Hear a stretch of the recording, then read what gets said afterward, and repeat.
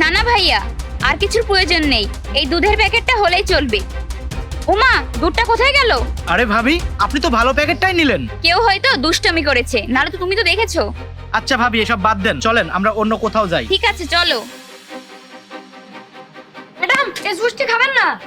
এই জুসটা কেন খাবো না? কি আছে এতে? ম্যাডাম, এই জুসে বিষ আছে। কি বিষ? এই কি আবল তল কথা বলছিস, যা এখান থেকে।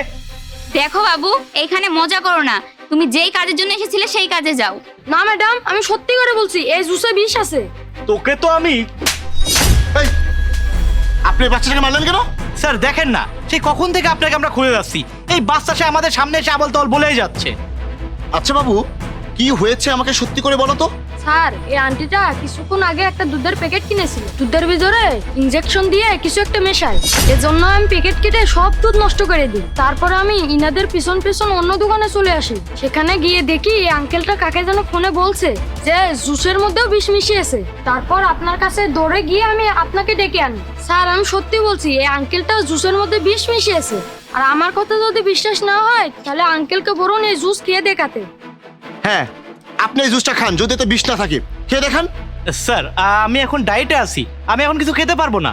সামান্য একটু খেলে ডায়েটে কোনো প্রবলেম হবে না। এখানে দুটি জীবনের প্রশ্ন, খেয়ে দেখান। স্যার আমি তো আপনাকে বললাম আমি এখন কিছু খেতে পারবো না। দেখো ভাই, তুমি যদি একটু খাও তাহলে কোনো ক্ষতি হবে না, আর ব্যাপারটাও সমাধান হয়ে যাবে। আর তোমার উপর আমার সম্পূর্ণ বিশ্বাস আছে। তুমি একটু খেয়ে স্যারকে বুঝিয়ে দাও যে এখানে কোনো বিষ নেই। না না, এই জুসটা খাওয়া যাবে না। না খেতে পারলে সত্যিটা বলে দেন। না না, এই জুসে বিষ আছে। তুই এটা কেন করেছিস আমার সাথে? আমি তোর কি ক্ষতি করেছি? আমি কখনোই চাইনি আমাদের সম্পত্তির এতগুলো ভাগ হোক, আর তোমার সন্তান যদি জন্ম নেয় তখন তো সম্পত্তি ভাগ হয়ে যাবে। এজন্য আমি তোমাকে আর তোমার সন্তানকে বিষ খাইয়ে মারতে চেয়েছিলাম।